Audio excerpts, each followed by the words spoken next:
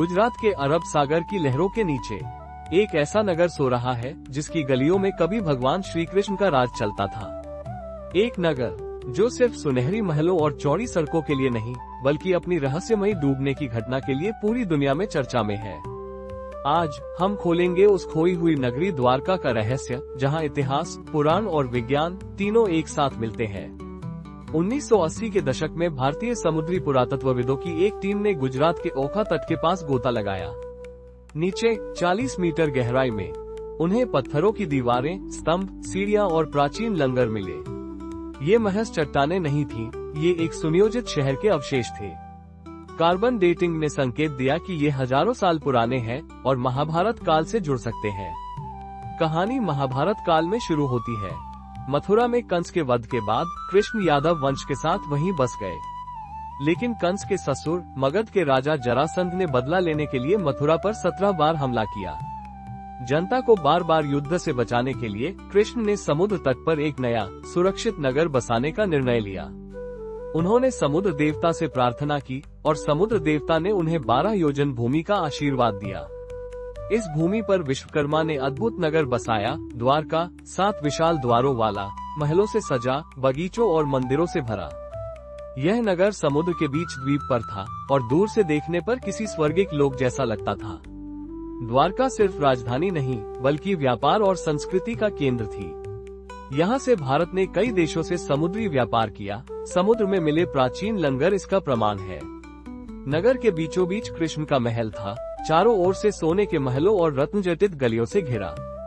यहाँ से कृष्ण ने पांडवों को मार्गदर्शन दिया और यहीं से महाभारत जैसे महान युद्ध की दिशा बदली। महाभारत युद्ध के बाद गांधारी ने अपने 100 पुत्रों की मृत्यु का दोष कृष्ण पर डाला और श्राप दिया, तुम्हारा वंश भी 36 वर्ष बाद आपसी कलह में नष्ट हो जाएगा। कुछ समय बाद कृष्ण के पुत्र साम और उनके मित्रों ने साधुओं के साथ मजाक किया। साम गर्भवती स्त्री का रूप धारण करके साधुओं से पूछा कि मेरे पेट में क्या है। साधुओं ने क्रोधित होकर श्राप दिया, ये लोहे का मूसल पैदा करेगा जो तुम्हारे वंश के विनाश का कारण बनेगा। लोहे का मूसल समुद्र में फेंक दिया गया, लेकिन उसका लोहा मछलियों और एक शिकारी के हाथों में पहुंचकर अंततः वही तीर बना जिसने कृष्ण के जीवन का अंत किया। 36 वर्ष बाद गांधारी का श्राप सच हुआ।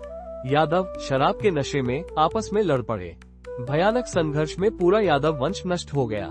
बलराम ने समाधि ली और कृष्ण पीपल के पेड़ के नीचे ध्यान में बैठे थे। तभी शिकारी जरा ने उन्हें हिरण समझकर तीर चला दिया। वो विषैला तीर कृष्ण के पैर में लगा और कृष्ण ने धरती को छोड़कर अपने धाम प्रस्थान किया। कृष्ण के प्रस्थान के तुरंत बाद जैसे समुद्र तैयार बैठा था, विशाल लहरें उठी और क्षण भर में पूरी द्वारका को निगल गयी। अर्जुन कृष्ण की स्त्रियों और बच्चों को सुरक्षित निकाल लाए, लेकिन जब उन्होंने पीछे मुड़कर देखा तो द्वारका का नामोनिशान मिट चुका था। सदियों तक लोग इसे महज कथा मानते रहे। 1930 और 1963 में प्रारंभिक खुदाइयों में मूर्तियां और कलाकृतियां मिली, लेकिन असली चौंकाने वाला क्षण 1983-1990 के बीच आया, जब डॉक्टर S.R. राव और उनकी टीम ने समुद्र में डूबा एक पूरा शहर खोज निकाला।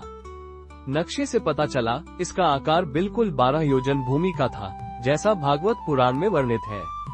ये केवल धार्मिक मान्यता नहीं बल्कि ऐतिहासिक प्रमाण भी था कि द्वारका एक वास्तविक नगर था। आज गुजरात की द्वारका और बेट द्वारका कृष्ण भक्तों के प्रमुख तीर्थ स्थल है। द्वारकाधीश मंदिर में हर साल लाखों लोग आते हैं और लहरों की आवाज में मानो उस डूबी हुई नगरी की कहानी अब भी सुनाई देती है। द्वारका सिर्फ खोई हुई नगरी नहीं, ये समय, आस्था और इतिहास का संगम है। ये हमें याद दिलाती है कि महलों को समुद्र में डुबो देने वाली लहरें भी कृष्ण के नाम को नहीं डुबो सकती।